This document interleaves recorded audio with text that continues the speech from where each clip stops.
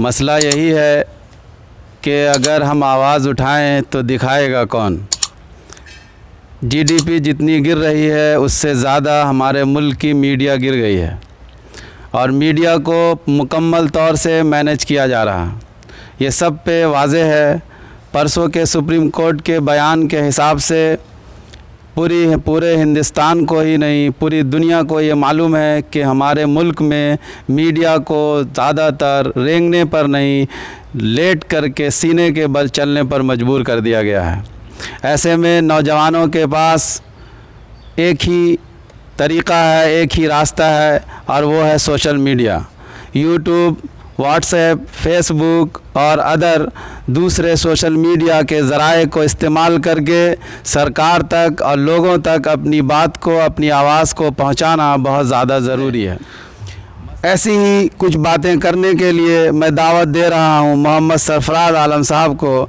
ये अलीगढ़ के स्टूडेंट्स हैं और यहाँ के मीडिया का बहुत शुक्रिया अदा करना चाहूँगा कि वो हमारे चकौलिया के ये जो जिसको माना जाता है कि पूरा इंडिया का सबसे पिछड़ा इलाका है, वहाँ से वहाँ की आवाज़ को पूरे इंडिया लेवल में, पूरे देश के लेवल में उठा रहे हैं। उनका मैं बहुत तहे दिल से शुक्रिया अदा करना चाहूँगा जी। दूसरी बात ये है कि आज हम लोग यहाँ जमा हुए हैं एक मकसद से जी। मकसद ये है कि हमारे यहाँ अनएम्प्लॉयमेंट इंडिया में इतना हद तक बढ़ गया है, इतना हद तक बढ़ गया है कि हम लोग उसको अब बर्दाश्त करने लायक न रहे। हमारे युवा इतना बेरोज़गार हो गए हैं, उनके ऊपर इतना प्रेशर है कि वो आज रोड पे आना, सड़कों पे आने के लिए मजबूर हो गए हैं। और ये इस वजह से किया जा रहा है क्योंकि ये कंडीशन हमारे देश में इस वजह से आया है क्योंकि ये हमारा जो देश है, देश में जो रूलिंग पार्टी है, वो उनके जो मकसद हैं और उनके जो प्लान्स हैं सारे के सारे उन्हीं के तरह निकम्मे और उन्हीं के तरह बेप्लान है। मतलब कोई प्लान ही नहीं है, ऐसे ही सिर्फ थोप देना है देश पे। कि अनएम्प्लॉयमेंट सरकार की नज़र में क्या है हमें तो ये पता नहीं है, लेकिन हम अपनी नज़र के मुताबिक हम अपने हिसाब से ये जानना चाहते हैं कि अनएम्प्लॉयमेंट क्या होता है। हमारे नौजवान से आके पूछिए अनएम्प्लॉयमेंट क्या होता है, उन लड़कों से आके पूछिए जिनके सर में कोई ज़िम्मेदारी होती है। जो लड़का आज जिसकी उम्र 25 प्लस यानी 30 साल हो चुका है और वो लड़का आज अगर बेजॉब माने बेकार है, उनके पास कोई सोर्स ऑफ इनकम अच्छा नहीं है, तो उनसे पूछिए कि अनएम्प्लॉयमेंट क्या होता है। हम लोग के तरह लड़के हमको बताने में एक शर्मिंदगी सी महसूस हो रही है कि हम एक ऐसी सरकार को अपनी सरपरस्ती में रखे हुए हैं जो हमारे नौजवान के बारे में सोचते नहीं है। वो जब भी बात करते हैं, उनकी हम आईटी सेल की बात करें अगर, तो हमेशा वो अपनी सेलिब्रिटीज़ की बात करते हैं, अपने बड़े बड़े नेताओं की बात करते हैं, लेकिन हमारे नौजवान की बात कोई नहीं करते। बड़े ही शर्म की बात है कि हमारे जो प्रधानमंत्री हैं दूसरे टर्म के, उनका आज जन्मदिन है और इस दिन पे सिर्फ हमारे उत्तर दिनाजपुर के कानकी में ही नहीं, पूरे हिंदुस्तान में जितने भी बेरोज़गार युवा हैं सब बेरोज़गार दिवस मना रहे हैं। ये बड़े ही शर्म की बात है हम लोगों के लिए भी और हमारे देश के प्रधानमंत्री के लिए भी। क्यों? क्योंकि ये जब आए थे तो बड़े बड़े लंबे लंबे वादे फेंक रहे थे, जैसे कि 2 करोड़ नौकरी देंगे, आम आदमी को 15 लाख रुपए देंगे, उसके बाद हर फील्ड को सजाएंगे, हर जगह डेवलप करेंगे। लेकिन आखिर में पता ये चला कि धीरे धीरे ऐसे कर गए कि सिर्फ एक ही या 2 जो इंडस्ट्रीज़ हैं उसी को डेवलप कर रहे हैं। डेवलपिंग कंट्री से हमारे देश को और भी नीचे चले गए, यानी कि हिंदी में विकासशील देश कहा जाता था, उससे भी नीचा चला गया। आज ऐसी बात हुई कि आज ये जो मीडिया है, जिसको हम लोग 4th पिलर ऑफ डेमोक्रेसी कहते हैं, ये भी सरकार के साथ मिल गई है। ये एक ऐसी मजबूत सरकार दे दिए हैं जो सबको खरीद रहा है। रेलवे को प्राइवेट कर दिया, एजुकेशन सिस्टम को भी शायद ऐसा लग रहा है जो एनईपी लेके आए हैं उससे उसका जो लूप होल्स है, जो दिख रहा है कि 6% तो वो यूज़ कर पाएंगे नहीं, तो इसको भी प्राइवेट करने के चक्कर में है। उसका जन्मदिन नहीं मना रहे बल्कि उसके जन्मदिन के दिवस के बदले आज हम लोग बेरोजगारी दिवस मना रहे हैं। और हम चाहते हैं कि ये बेरोजगारी दिवस इसी साल ख़त्म हो जाए। हम नहीं चाहते कि हर साल मनाया जाए।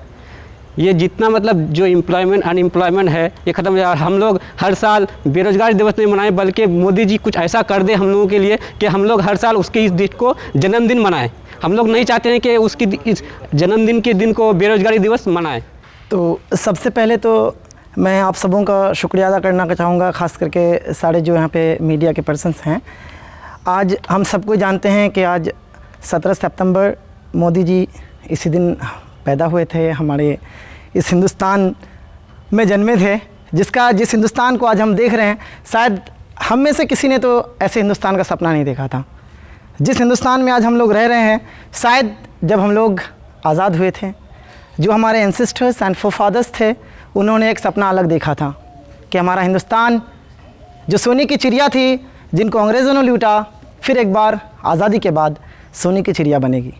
लेकिन आज अगर किसी प्राइम मिनिस्टर के जन्मदिन पे कोई बेरोज़गारी दिवस मनाता है, तो आप सोच सकते हैं उस देश की हालत क्या है। इस देश की हालत बिल्कुल आया है, सबको पता है कि आज हम लोग किस देश में किस हालात से गुज़र रहे हैं। सबसे बड़ी चीज़, सभी ने तो बहुत अच्छी अच्छी बातें बताई और मेरे ख़्याल से कोई बहुत ज़्यादा बातें बची नहीं है बचाने के लिए।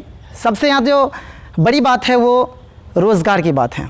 आज तकरीबन दोनों हाथों से काम करने वाले लोग, सरकार का ही एक अगर डेटा को लिया जाए तो तकरीबन आप मान लीजिए कि 60 करोड़ हैं, 60 करोड़ से ज़्यादा होंगे, एग्जैक्ट डेटा मेरे पास नहीं है, जिनमें से अगर कहा जाए कि काम, इज़्ज़त वाली काम 3.5 करोड़ों के पास है, महज 3.5 करोड़ के पास। उसके बाद जो बाकी लोग बचे, आप सबको मैथमेटिक्स जानते हैं, खुद से कैलकुलेट करके निकाल सकते हैं कि कितने लोग हैं जो ठेला पे अपनी रोज़गार को गुजार रहे हैं, कोई मजदूरी कर रहे हैं, कोई दिहाड़ी मजदूर हैं, कोई ठेके पे मजदूर हैं। अब इज़्ज़तदार नौकरी किन किन को कहा जाएगा? जो किसी टीचिंग प्रोफेशन में है, बैंकिंग सेक्टर में है, और इस तरह के जो सरकारी यानी कि गवर्नमेंट एम्प्लॉयमेंट जो हैं, जो गवर्नमेंट एम्प्लॉयज़ हैं, वो महज 3.5 करोड़ पूरे हिंदुस्तान में। एक एग्जैक्ट डेटा नहीं है मेरे पास, बट जो गवर्नमेंट एम्प्लॉयज़ हैं वो महज सोच सकते हैं आप कितने हैं, 3.5 करोड़। और हमारे हिंदुस्तान की आबादी पता ही है कि कितनी है, बताने की ज़रूरत नहीं है। अब ये जो हम लोग सबसे बड़ी चीज़ को मिस कर रहे हैं यहाँ पे, वो सबसे बड़ी चीज़ क्या है कि इसका इम्पैक्ट जो एजुकेशन पे पड़ता है बच्चों का। मैं एक एग्ज़ाम्पल हूँ लोगों के लिए कि आप मत पढ़िए। मैं एग्ज़ाम्पल सेट कर रहा हूँ, एक जो अनएम्प्लॉय हूँ, वो सबसे बड़ा जो एग्ज़ाम्पल मैं सेट कर रहा हूँ, हमारे जो नीचे बच्चे बैठे हैं, जो स्टूडेंट्स हैं, उनको मैं एक मैसेज दे रहा हूँ यहाँ से बेरोज़गार होकर के कि मत पढ़िए, क्योंकि आपको भी बेरोज़गार होना है। क्योंकि सबसे मोटी चीज़ यहाँ जो शायद हम लोगों को ध्यान में रखनी चाहिए थी कि हमको अगर कोई काम नहीं मिल रहा है, हम अगर किसी चीज़ में कामयाब नहीं हो पा रहे हैं, टैलेंट की कमी नहीं है हिंदुस्तान में। पहली बात जो कि अनएम्प्लॉयमेंट की है, हमारे सरकार जो सेंट्रल गवर्नमेंट है, उन्होंने वादा किया था मैनिफेस्टो में कि हर साल 2 करोड़ रोज़गार मुहैया कराएंगे हमारे इस नौजवान बेरोज़गार यूथ्स को, लेकिन ऐसा कुछ भी नहीं हुआ। आप अगर देखें सेंट्रल गवर्नमेंट की एम्प्लॉयमेंट नोटिफिकेशंस पे नोट करेंगे, गौर करेंगे, तो बहुत मुश्किल से ही कहीं कहीं पे कुछ जो सेटिस्फैक्ट्री नंबर ऑफ़ वैकेंसीज़ होते हैं वो आपको मिलेंगे। क्योंकि हम यहाँ के हिंदुस्तान के यूथ, ये एक रिपोर्ट के मुताबिक अभी उस दौर से गुजरने जा रहा है जो कि सबसे मेन पावर, जो हिंदुस्तान की जो मेन पावर है, वो बाकी वर्ल्ड इकोनॉमी पे, दीगर इकोनॉमी पे अगर देखें तो उसके बनिस्बत हिंदुस्तान सबसे यूथ का देश होने जा रहा है। यानी 25 साल से लेकर 40 साल के युवाओं की जो संख्या है वो सबसे इम्पोर्टेंट होता है। इसमें जो प्रोडक्टिविटी होती है देश की खिदमत करने की, तरक्की पर लाने की, ये एज बहुत ही अहम होता है और इसी दौर से गुजरने जा रहा है। लेकिन इसके लिए ख़तरा भी है कि अगर इसमें एम्प्लॉयमेंट हो जाए, बेरोज़गारी बढ़ जाए, तो फिर वो देश सबसे तबाहकुन हो सकता है, तबाह हो सकती है। इसीलिए हमारे लिए बहुत ही ये संजीदा मसला है, इस ऊपर हम लोग इकट्ठा हुए हैं और इस पर हम लोग को सोचने की और आवाज़ उठाने की ज़रूरत है कि जो हिंदुस्तान की गवर्नमेंट की जो पॉलिसी है सेंट्रल गवर्नमेंट की, उस पर कुछ नज़रसानी हो, उसमें कुछ तब्दीली आए, जिससे हम जैसे बेरोज़गार लोग रोज़गार पा सकें।